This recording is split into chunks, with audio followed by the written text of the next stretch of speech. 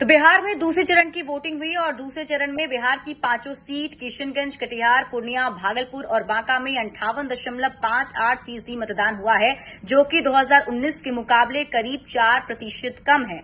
2019 में इन पांचों सीटों पर 62.92% वोटिंग हुई थी। और अगर हम आपको सीट वाइज बताएं तो कटिहार में 64.6% वोटिंग हुई, किशनगंज में 64%, पूर्णिया में 59.94%, बांका में 54%, भागलपुर में 51% वोटिंग हुई है। 2019 के मुकाबले इस बार यानी 2024 में इन सीटों पर वोटिंग का प्रतिशत कितना रहा? अगर ओवरऑल दूसरे फेज की बात करें तो 2024 में शाम 6 बजे तक 58.58% वोटिंग हुई, जबकि इन पांचों सीटों पर 2019 में एवरेज वोटिंग परसेंटेज जो था वो 62.92% था। अब हम आपको सीट वाइज कंपेयर करके बताते हैं 2019 और 2024 के बीच में क्या फर्क रहा, कितना अंतर रहा। कटिहार से शुरुआत करते हैं। कटिहार में 64.6% वोटिंग हुई है, जबकि 2019 में यहां 67.60% वोटिंग हुई थी। मतलब 3% कम वोटिंग इस बार कटिहार में हुई है। किशनगंज की बात कर लीजिए, यहां इस बार 64% वोटिंग हुई है, जबकि 2019 में 66.38% वोट पड़े थे, जो कि इस बार के चुनाव से 2% ज्यादा थे, यानी 2% कम इस बार वोट पड़े हैं।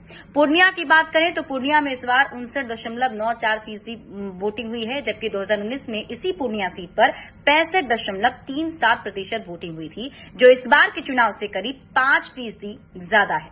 बांका की बात कर लीजिए, बांका में 54% इस बार वोटिंग हुई है। 2019 में यहां 58.60% वोटिंग पड़े थे, यानी इस बार बांका में भी 2019 के मुकाबले 4.5% कम वोटिंग हुई है।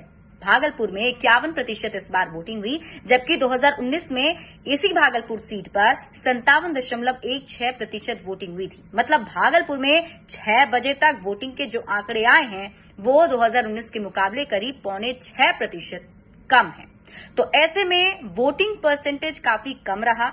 अगर ओवरऑल देखें तो 4% कम बताया जा रहा है, लेकिन इन सब के बारे में ये जानना ज्यादा जरूरी है कि आखिर वोटिंग परसेंटेज कम क्यों हो रहा है। चुनाव में कम वोटिंग की वजहें क्या हो सकती हैं, इस पर अगर आप नजर डालें तो बताया जाता है कि बिहार में इस समय भीषण गर्मी पड़ रही है, शादी का सीजन भी है, ये भी कम वोटिंग होने का एक बड़ा कारण हो सकता है। इस क्षेत्र से लोगों का पलायन भी एक बड़ी वजह है, जिसका जिक्र हम बार बार कर रहे थे और इस पर हम डिस्कशन भी करते रहे। नौकरी की तलाश में इस एरिया के जो लोग हैं काफी संख्या में बाहर रहते हैं।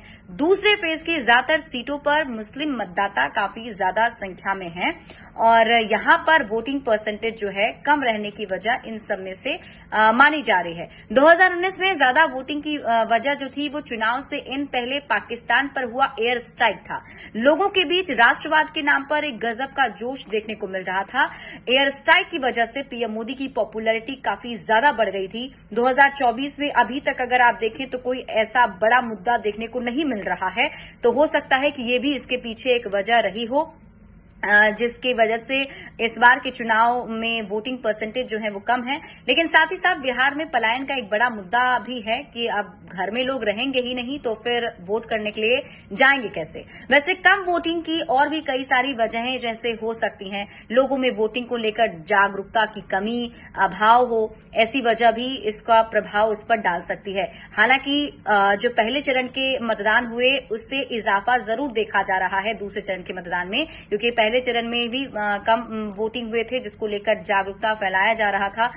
प्रशासन की टीम लगातार जागरूकता अभियान चला रही थी, तो उसका फायदा इस बार देखने को जरूर मिला है। लेकिन अगले चरण में क्या होने वाला है, क्या वोटिंग परसेंटेज रहेगा, ये देखने वाली बात होगी। लेकिन न्यूज 18 आपसे लगातार अपील कर रहा है कि आप अगर अगले चरण में यानी तीसरे चरण में जिन लोकसभा सीटों पर वोटिंग हो रही है, अगर आप वहां से बिलोंग करते हैं तो अपना वोट का इस्तेमाल आप जरूर कीजिए, क्योंकि ये आपका हक है।